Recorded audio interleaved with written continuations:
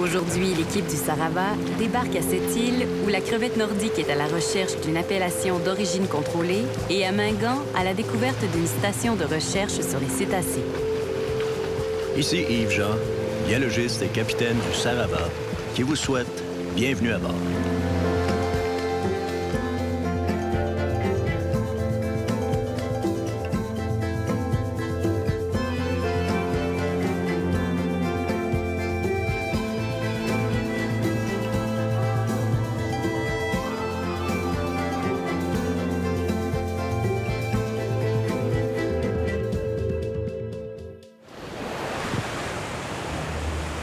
Nous sommes partis de Gaspé hier, en fin de journée.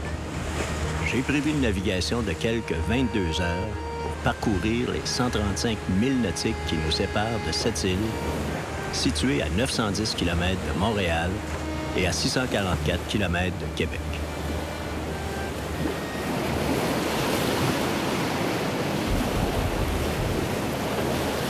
Sur le golfe, lorsque se lève le nord-est, la route pour aller de Gaspé à cette île est dure pour le bateau et pour l'équipage.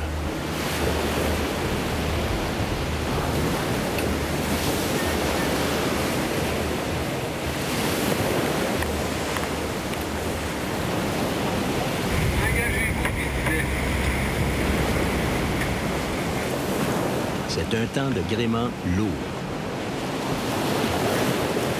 Le pilote automatique a du mal à tenir le cap par ce temps.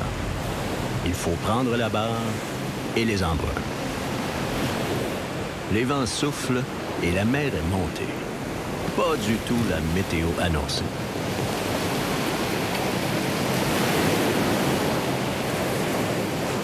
Enfin, les premières îles de cette île.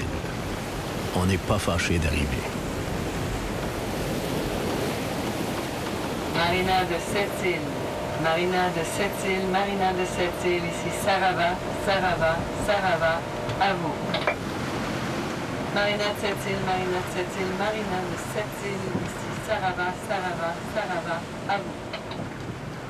Lorsque la marina ne répond pas, on se dirige au quai de service où, comme nous, on amarre le bateau à une place libre et on va rencontrer le maître de port.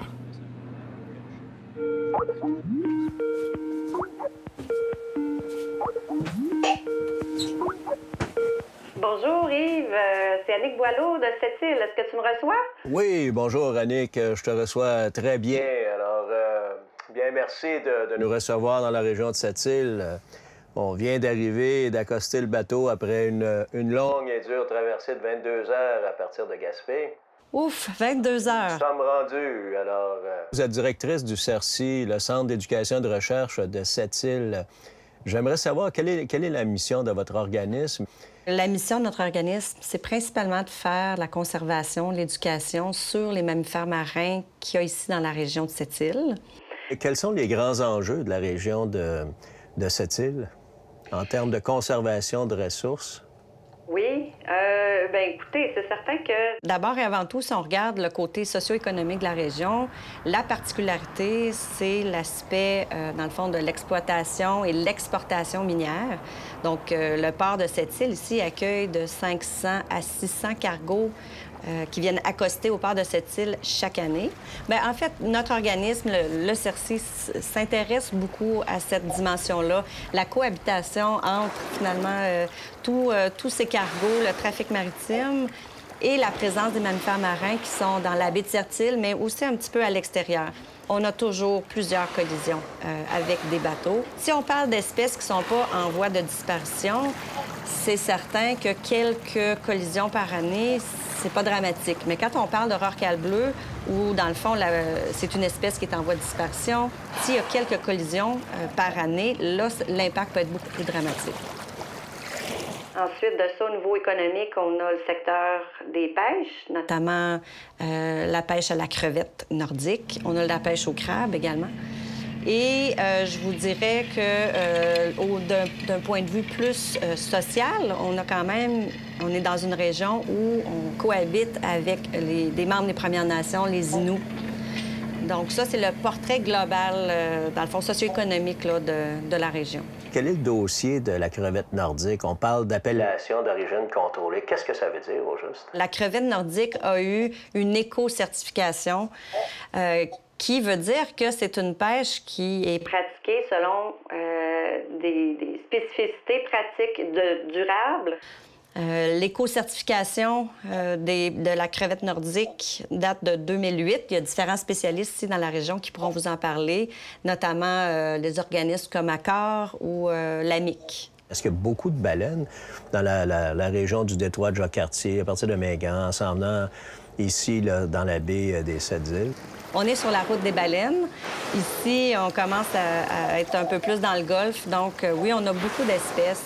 On parle ici notamment du rorqual bleu, rorqual commun. On a à l'occasion des rorquals à bosse, beaucoup de petits rorquals aussi, des dauphins, les deux espèces de dauphins, dauphin à flanc blanc et dauphin à nez blanc. Beaucoup de marsouins aussi. Donc, et là, si on se dirige plus vers, dans le fond, la région de la Minganie, on a les mêmes espèces, sauf que c'est en quantité un peu plus importante. Je pense que vous avez travaillé d'ailleurs pour le MIC. Oui, donc le MIC, qui, dans le fond, l'acronyme qui est Mingan Island Cetacean Study, qui a été fondé en 1979 par M. Richard Sears. Lui s'intéressait d'abord et avant tout au phénomène des rorquals bleus qui pouvaient, dans le fond, être observés de la plage à Longue-Pointe de Mingan. Et donc, il a été le premier, un pionnier, justement, dans l'étude des rorquals bleus sur le comportement, mais beaucoup aussi sur le recensement. Bien, Annick Boileau, encore une fois, merci beaucoup. Et puis, j'ai bien hâte avec l'équipe d'aller rencontrer les gens de Mingan, donc de l'organisation du MIC. Parfait, merci Yves. À bientôt. À bientôt. Destination, les îles de Mingan.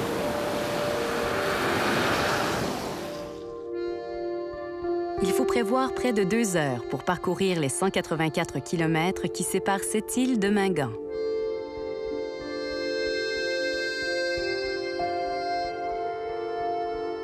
L'équipe est sur la route des paysages nordiques et des baleines.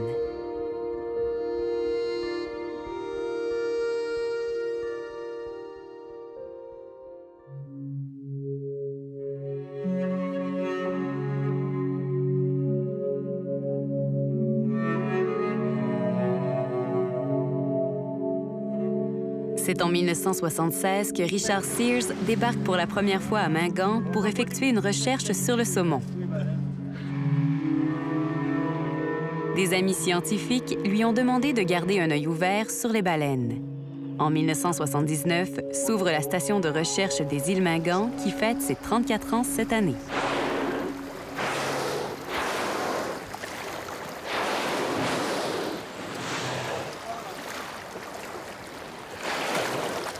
La station est un organisme sans but lucratif qui a une mission de recherche et d'éducation du public sur l'écologie des baleines.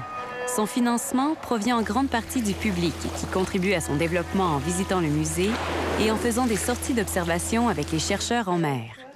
Les chercheurs qui viennent sur place documenter leur thèse sur les baleines contribuent également au financement.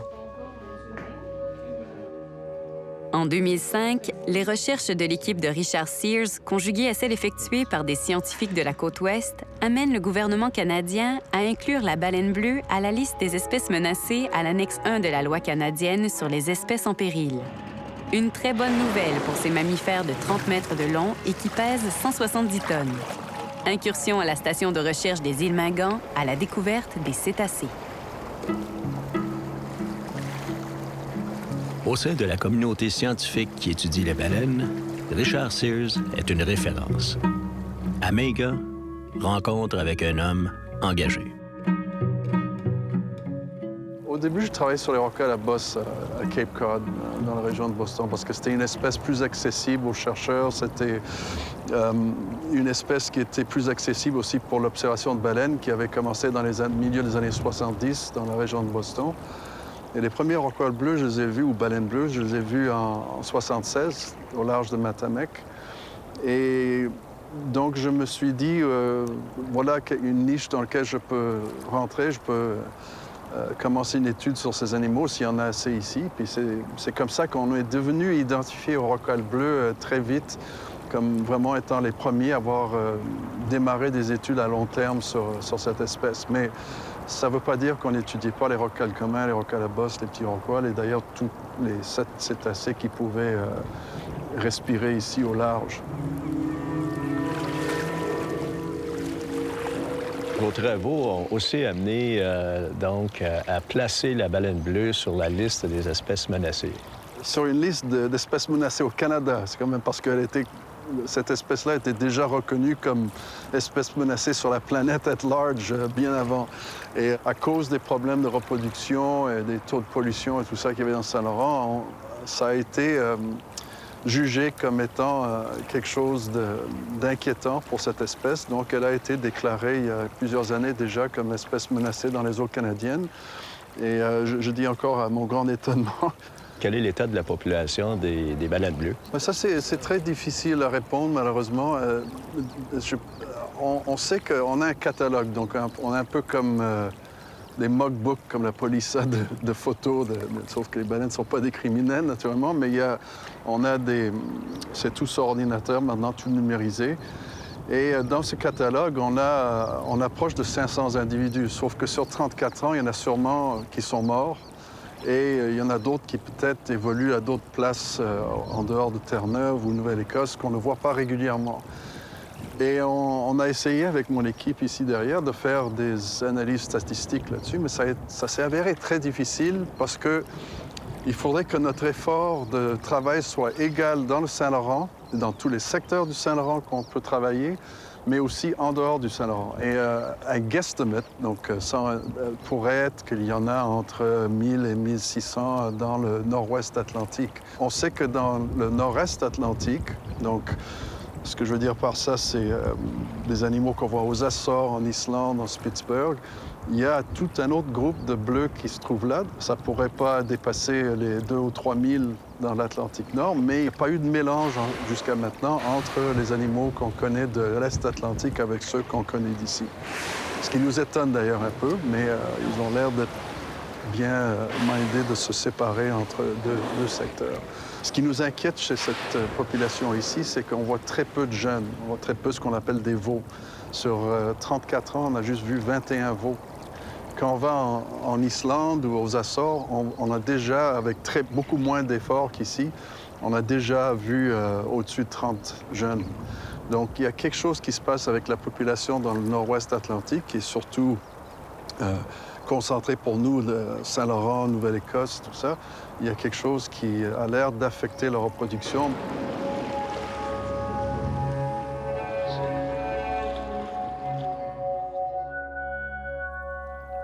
Ces baleines bleues se déplacent, les routes de migration? On sait un peu.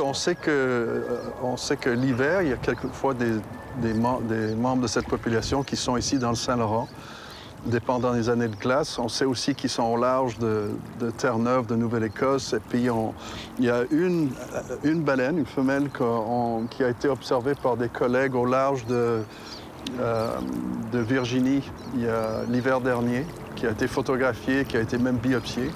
Donc, on sait qu'ils peuvent aller aussi loin que ça, mais ils n'ont pas l'air d'aller trop loin. Ils ont l'air d'être sur les plateaux continentaux ou sur le bord, là où il y a sans doute la nourriture l'hiver. Ils n'ont pas un air de reproduction spécifique comme, par exemple, les rorquals à bosse.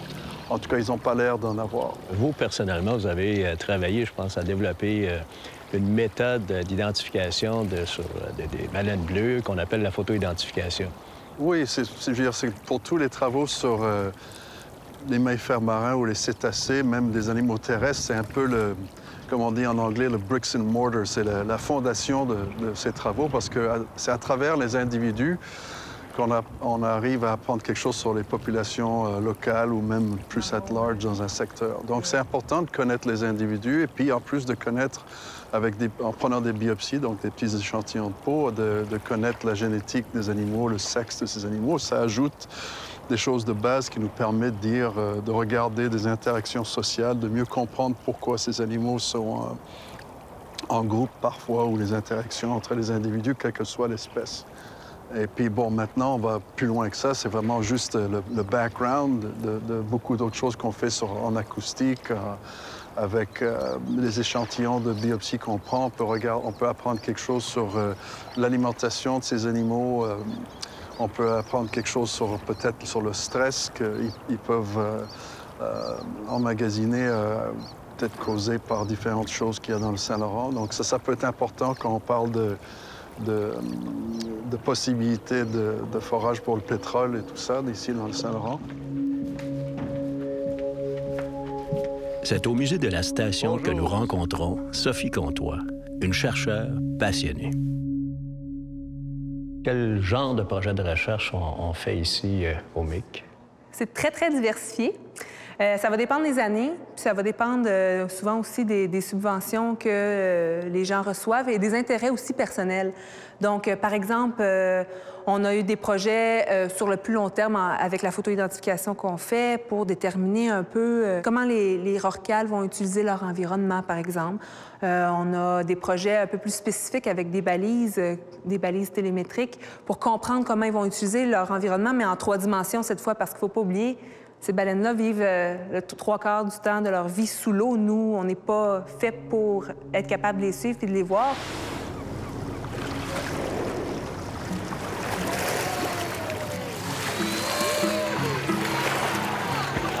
Donc, on essaie d'utiliser la technologie pour nous permettre de voir où on n'est pas capable d'aller, finalement. Il y a des projets aussi qui se font sur les isotopes stables. Donc, Cathy Gavrilchuk prélève des échantillons de peau pour déterminer exactement c'est quoi le régime alimentaire des animaux, puis savoir c'est quoi les liens de compétition entre les différentes baleines. Qu'est-ce que ça mange, ces baleines-là, dans le coin ici?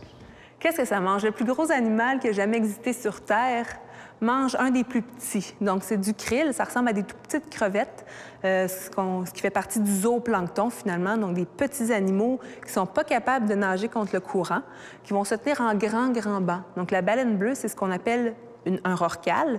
Tous les rorquals ont des replis ventraux, donc un genre de ventre en accordéon, qui leur permet, quand c'est le temps de manger, de prendre de l'expansion. Puis à ce moment-là, ils vont réussir à avoir une grosse bouchée, si je peux dire, avec plein d'eau et plein de krill. Puis, bon, bien, pour vous donner une idée, finalement, une baleine bleue, quand elle a la bouche pleine, c'est l'équivalent d'une piscine hors terre qui est à l'intérieur, donc près de 35 000 litres d'eau qui rentre dans la gueule d'une baleine, mais elle va replier ses replis ventraux, finalement, pousser avec les muscles de son ventre pour faire sortir l'eau par les fanons qui ont un rôle de filtre. La nourriture, donc le krill, reste pris à l'intérieur. L'eau retourne à l'extérieur, donc elle va avaler seulement ou presque seulement sa nourriture. Et puis, elle s'alimente en période estivale ici d'environ 4 tonnes de krill par jour, jusqu'à 4 tonnes. 4 tonnes, c'est le poids d'un petit éléphant. Donc, ça peut donner une idée à quel point il doit en avoir pour subvenir aux besoins.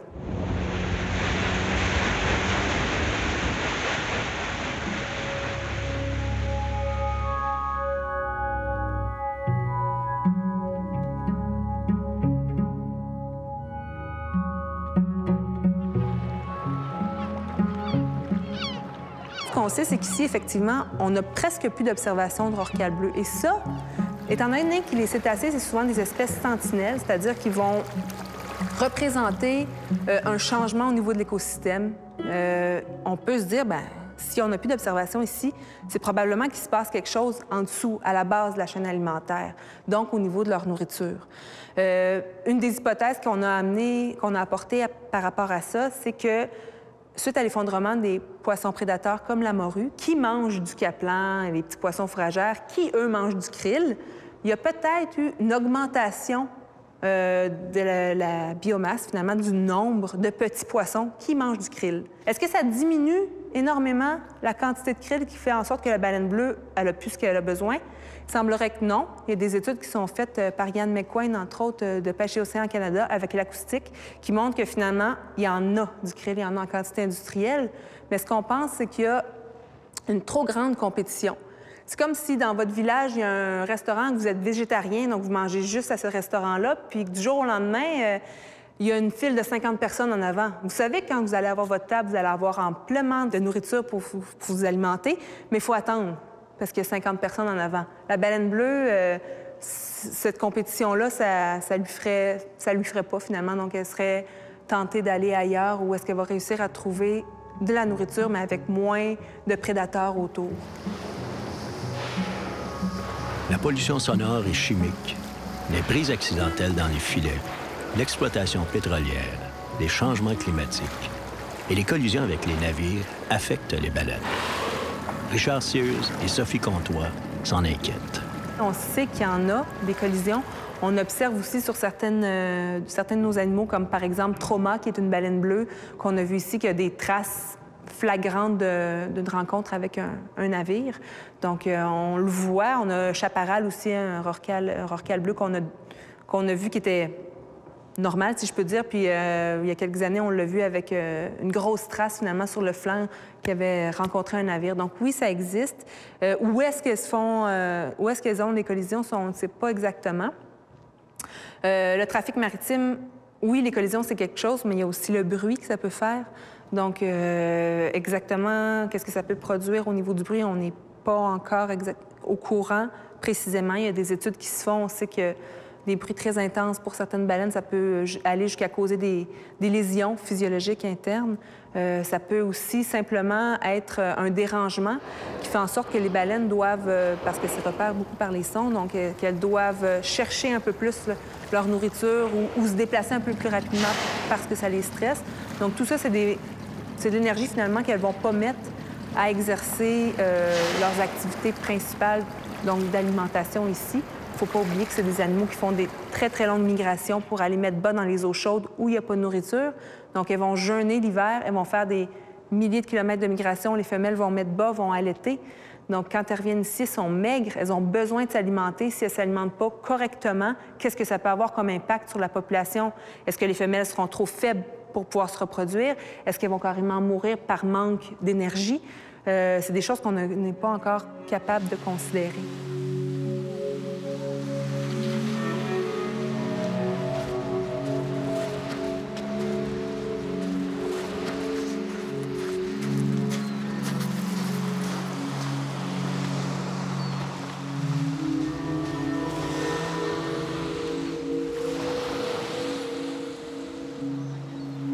Il y a un dossier très chaud actuellement qui est celui de l'exploitation pétrolière, très potentiel sur l'île d'Anticosti.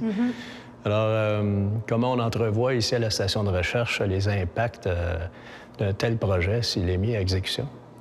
Bien, nous, ça nous inquiète, pour être franc, parce que, bien, premièrement, il manque beaucoup d'informations au niveau des impacts que ça peut induire au niveau des mammifères marins, parce qu'on sait que ça va augmenter le trafic maritime, ça implique du bruit. Donc, c'est encore deux phénomènes qu'on est plus ou moins au courant à quel point ça peut affecter et à quel niveau ça peut affecter les populations de baleines. Il y a la marée noire qui pourrait arriver dans un environnement où il y a de la glace l'hiver, dans un environnement qui est fragile, qui est fermé, qui est très utilisé par les baleines. Qu'est-ce que ça va avoir comme impact au niveau de la chaîne alimentaire? Est-ce qu'on va être capable de contenir un déversement? On sait que quand il y a de la glace, pour l'instant, on n'a aucune technologie qui nous permet de récupérer ça.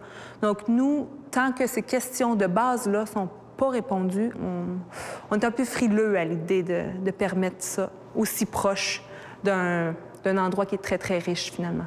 Je trouve ça dommage parce que d'abord, c'est une réserve Anticosti. Alors, je comprends mal pourquoi on laisse faire ces choses-là. C'est un endroit magnifique, très peu connu d'ailleurs, même des Québécois, je trouve.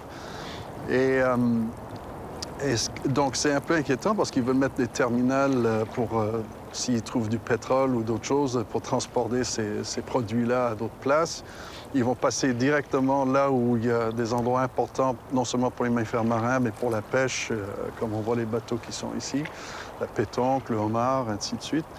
Et pour des quantités finalement pas tellement énormes de pétrole, je trouve qu'à un moment, ce serait mieux de penser que pour le patrimoine humain de la planète, plutôt, on devrait laisser tranquille certaines choses, puis pas les exploiter. Puis Anticosti, je pense que ce serait une des choses qu'on pourrait éviter d'abîmer.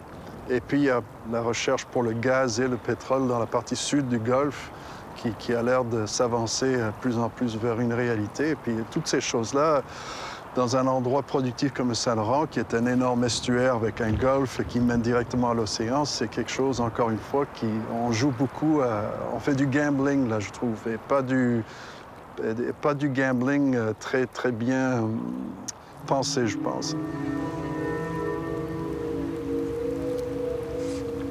En vertu de la loi sur la protection des espèces menacées, le gouvernement doit prendre des mesures pour le rétablissement de la baleine bleue. Qu'en est-il?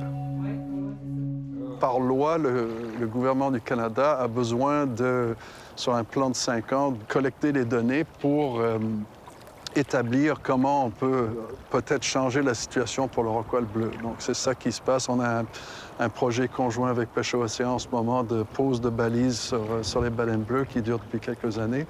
Mais donc, ça a donné quelques aspects positifs à cause de ça, mais on va voir jusqu'où ça va aller, surtout avec l'administration présente. Donc, comment on fait pour protéger cet animal-là quand elle utilise un aussi grand territoire? Bien, il y a des techniques qui pourraient être faites, par exemple, en allant dans les endroits qui sont soit les plus productifs ou les endroits où est-ce que l'activité humaine est la plus importante, puis tenter de la limiter un peu. On pourrait produire, par exemple, il y a le parc marin Saguenay-Saint-Laurent qui a une vocation de protection où il y a des lois qui limitent, par exemple, l'exploitation par la pêche ou le nombre et la vitesse des bateaux. On pourrait avoir des zones de protection marine qui seraient très intéressantes, donc des parcs marins un peu partout qui pourraient aider. Est-ce qu'on a ce type de mesures-là ici, sur le territoire? Pas encore. Je sais que Pêche Océan Canada travaille sur certaines zones pour pouvoir réussir à en faire des zones de protection marine.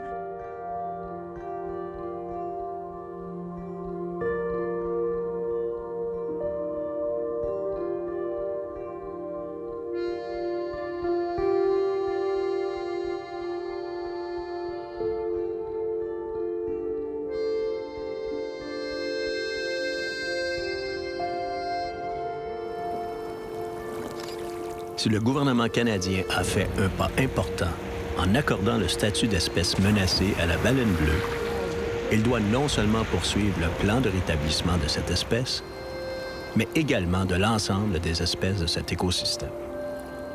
Les données de recherche du MIC peuvent être mises à profit. Sur la route du retour à cette île, pas beaucoup de conversations. Tous sont sous le charme des rencontres faites à la station et sur l'eau. Yves profite du voyage pour croquer les paysages singuliers de la Côte-Nord.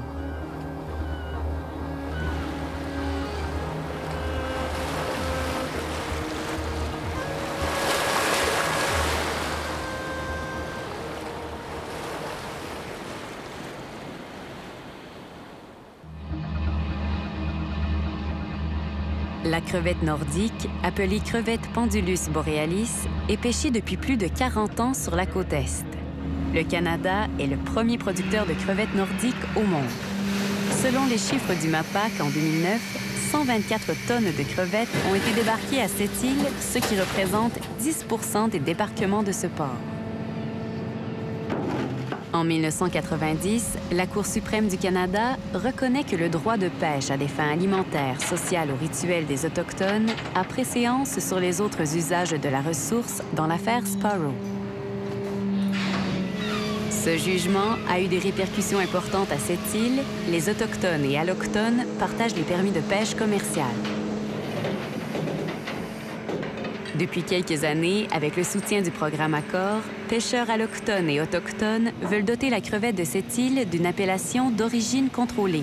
Rencontre avec des innovateurs.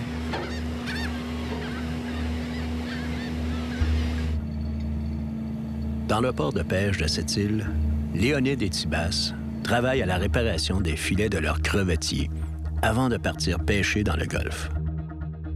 Ça, c'est un bateau, c'est un crevettier, donc, qui appartient à une communauté autochtone. Comme c'est là, la communauté autochtone l'a acheté d'un propriétaire blanc. Puis les autres, c'est pour développer les pêches autochtones. Ils ont acheté plusieurs bateaux, des bateaux de crabe, des bateaux de crevettes. Comme des crevettiers, ils n'en ont que 2. Dans une semaine, là, combien de crevettes? Quand ça va bien, surtout le printemps, là.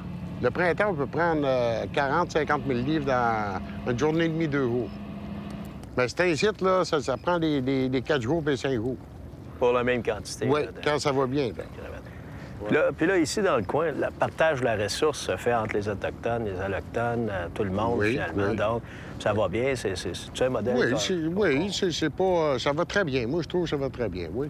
Ouais, les quotas sont... Il n'y a pas de... Non, il n'y a pas de bisbille entre les... Que ce soit les Autochtones ou les Blancs, ces affaires-là. Chacun sa part, puis oui.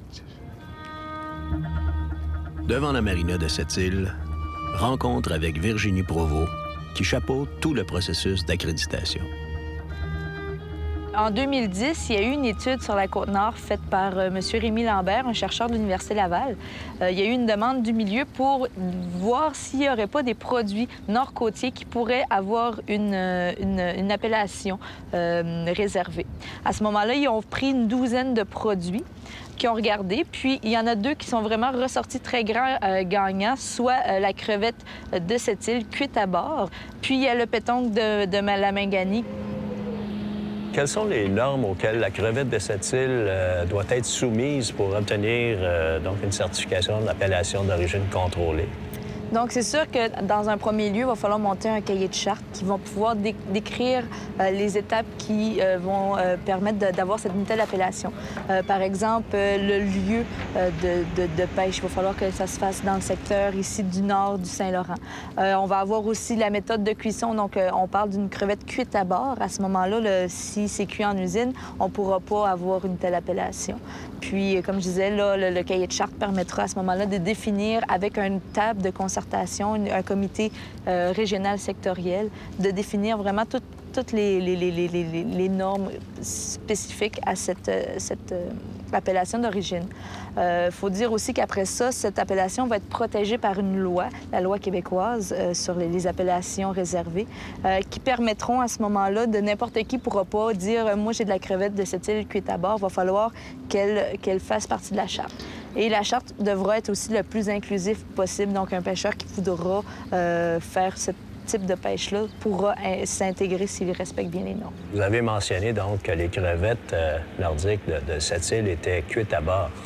C'est une particularité, donc, de cette appellation d'origine contrôlée. Oui, à ce moment-là, c'est que la crevette va avoir, par exemple, des caractéristiques physiques et gustatives différentes des crevettes, par exemple, de Matane, qui sont, eux autres, cuites et décortiquées mécaniquement. Donc, ils vont avoir, pour celle de cette île, on va avoir une couleur plus rosée, jouant entre le rose et le rouge. On va avoir une tendreté aussi, avec un petit croustillant là, dans la crevette, un goût légèrement sucré, mais vu qu'on garde la coquille, il y a tous les œufs aussi qui donnent une saveur salée. Donc, côté là, goût et visuel, c'est très distinctif, oui. Puis aussi, l'appellation crevette de Sept-Îles, vous vous promenez ici dans la région, les gens vont l'appeler la crevette de Sept-Îles. Donc, il y a vraiment déjà un attachement social là, envers cette crevette-là. En ayant vraiment un logo de ce type-là, ça va permettre une meilleure commercialisation du produit, donc vraiment différencier notre crevette de celle des autres régions.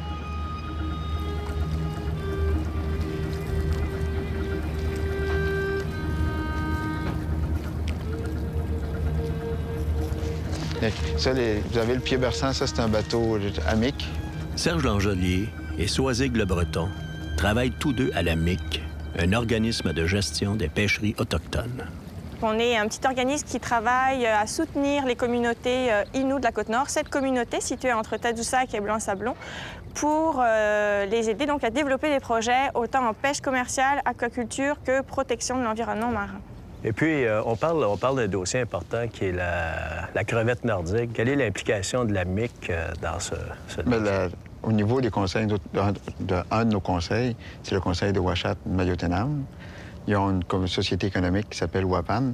Et la société WAPAN est détenteur de 2 des 3 bateaux au Québec qui peuvent faire de la crevette cuite à bord des bateaux de pêche, qui ont les permis, toutes les autorisations. Et il y a 2 de ces bateaux-là qui appartiennent à la nation Innu de Ouachat-Mayotenam. Il y a un moyen de valoriser cette crevette-là pour sa particularité. Elle peut être pêchée et cuite à bord. Et pour en avoir mangé souvent sur des crevettiers, je peux vous dire, il n'y a pas une crevette qui arrive à la cheville, une crevette qui est cuite en sortant de l'eau. Est-ce qu'on peut dire que le modèle qui a été développé ici est un modèle à suivre pour les autres régions du Canada, par exemple, à l'échelle internationale? Bien, je ne sais pas si on peut dire d'un modèle à suivre, mais c'est un modèle pour lequel on peut être fier. C'est qu'il y a d'autres régions, quand on parlera des Premières Nations, quand ils sont rentrés dans la pêche, juste à courte mémoire, il y a des bateaux de la nation Micmac qui avaient passé au feu au quai de Caraquette. Il y a des usines de transformation qui avaient été acquéries par les maritimes, par des Premières Nations qui ont passé au feu. Il y a eu des expériences assez douloureuses qui se sont passées avec l'intégration des Autochtones à la pêche. Sur la Côte-Nord, les leaders des associations de pêcheurs, quand il y a eu les jugements de la Cour suprême, ont dit « Wow, qu'est-ce qu'on fait? Est-ce qu'on va se battre puis avec contre un jugement de la Cour suprême ou bien non, si on ne va pas à la rencontre des gens des Premières Nations, on dit « On est là, on travaille de cette manière-là. Est-ce que vous voulez qu'on travaille ensemble? » Puis les leaders autochtones dans ce temps-là avaient dit « Bien, nous autres, on est prêts à travailler avec tout le monde. On va travailler ensemble pour le bien du développement des activités de pêche. »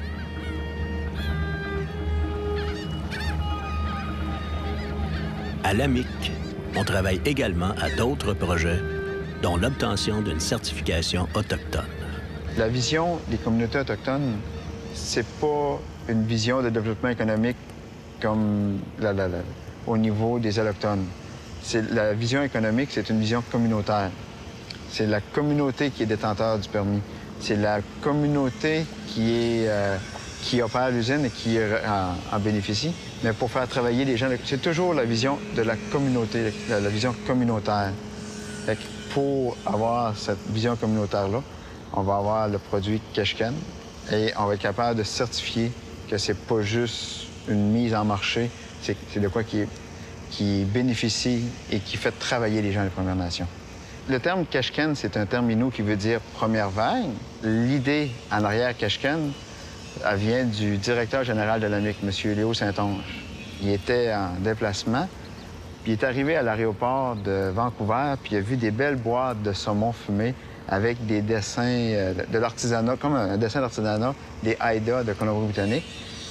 Puis en regardant avec détail, en virant la boîte à l'envers, il s'est aperçu que c'était une compagnie, genre de compagnie multinationale avec un écriteau « Made in China » dessus. C'est que ça apercevait qu'on se servait de la notoriété des Premières Nations pour faire de l'argent sur le produit. Et si on est capable de faire ça, pourquoi que les Premières Nations ne se donneraient pas les outils pour certifier aux consommateurs que le produit a été pêché par les Premières Nations, transformé par les Premières Nations, et pour le certifier, on va établir la traçabilité.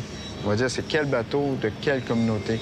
Ça a été transformé dans quelle usine qui appartient à quelle communauté et la mise en marché va être faite par quel groupe qui appartient à quelle communauté. Et l'avenir, Serge Langelier? On siège sur différents comités nationaux. On va à des activités internationales avec...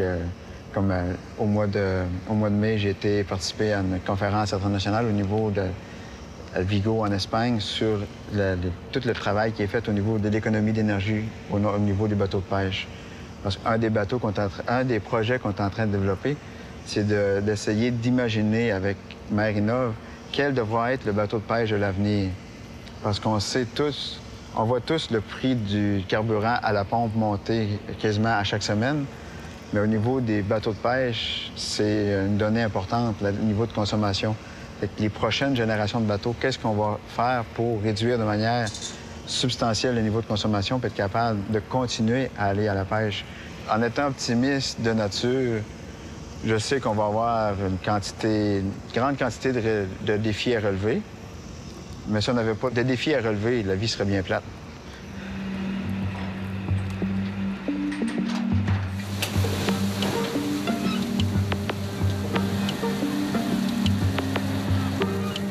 Est-ce que l'appellation d'origine contrôlée peut aider à la conservation de la ressource? Il est permis de penser qu'on voudra garantir l'approvisionnement de la ressource et donc gérer de façon durable par la poursuite de mesures de conservation.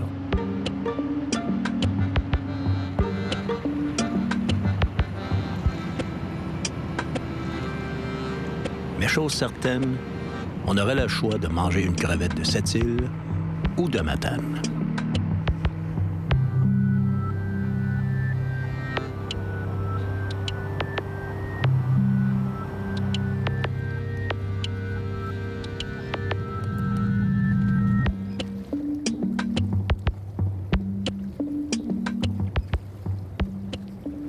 Soisig Le Breton de l'agence MIC, Annick Boileau du CERCI et Virginie Provost du créneau Sciences et technologies marines. Bien, tout d'abord, bienvenue sur le Sarava. Merci de nous avoir invités. Bien, ça fait plaisir. Comment voyez-vous l'avenir de la conservation des ressources dans la région? L'avenir doit être bâti sur un dialogue entre les différents intervenants. Si on regarde au niveau des pêcheries, qu'on regarde du point de vue conservation, si je parle pour moi au niveau plus des mammifères marins. Ensuite, il y a tout le trafic maritime, le port de cette île, le développement économique aussi qui est basé sur l'agrandissement encore du port. Il va y avoir un autre quai minier qui va être de l'autre côté de la baie ici.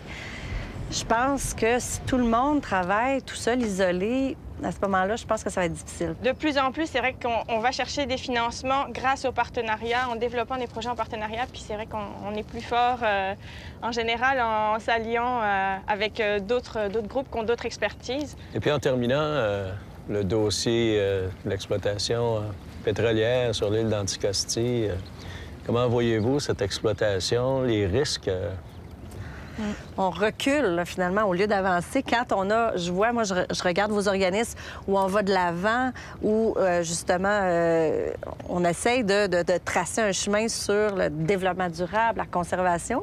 Et après ça, on a des politiques qui fait que, oups, ça va complètement à l'encontre de, dans le fond, des gens, de la population ici qui essaie d'avancer. Je sais pas.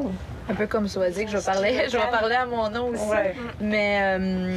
moi, ce qui m'inquiète, c'est les impacts cumulatifs. Souvent, on va prendre chaque projet. Ah, ben lui, y a-t-il un impact? Non, il n'y a pas d'impact. Ben, il n'y a pas d'impact. Il y a moins d'impact, fait que c'est correct, lui. Mais cumulativement, qu'est-ce que ça va donner dans le Saint-Laurent? Moi, c'est le côté qui m'effraie de la chose. Parce qu'à un moment donné, un milieu ne peut pas recevoir autant d'impact de tout bord, tout côté. Quelles sont les solutions, donc, qu'on peut amener? C'est sûr qu'il y a des associations qui représentent encore là les pêcheurs qui, eux, vont faire un travail, là, plus de représentation politique, qui vont pouvoir avoir un plus grand poids là, à ce niveau-là, au niveau autant provincial que fédéral. Puis il y a plusieurs associations, la Gaspésie, la Côte-Nord, parce que si on parle d'exploration pétrolière, si on regarde l'océanographie, ça touchera pas seulement une région, ça ne dira pas, bah, tiens, la limite administrative est là, on ne traverse pas. Donc, à ce moment-là, les associations se rallient, ils vont écrire des mémoires, vont écrire des documents pour essayer d'avoir un poids à ce niveau-là. Bien, mesdames, en vous remerciant beaucoup de votre grande générosité à partager votre expertise, vos connaissances avec nous. Alors, santé. Santé!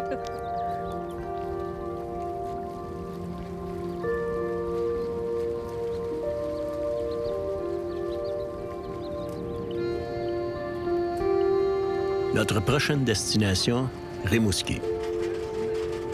Nous passons d'abord à la pompe pour faire le plein.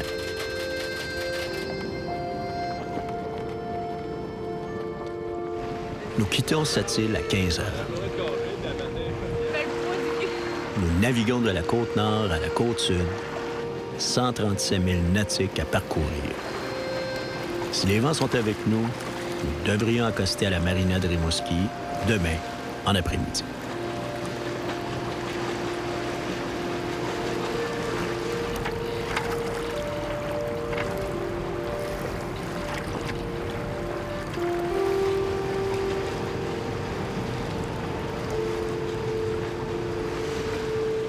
La magnifique Côte-Nord nous présente une autre facette du Québec maritime.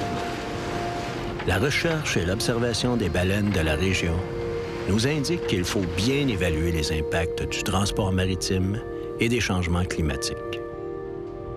La coopération entre allochtones et autochtones pour valoriser une ressource certifiée montre qu'on peut à la fois protéger des emplois et les ressources en s'ingéniant à des idées nouvelles.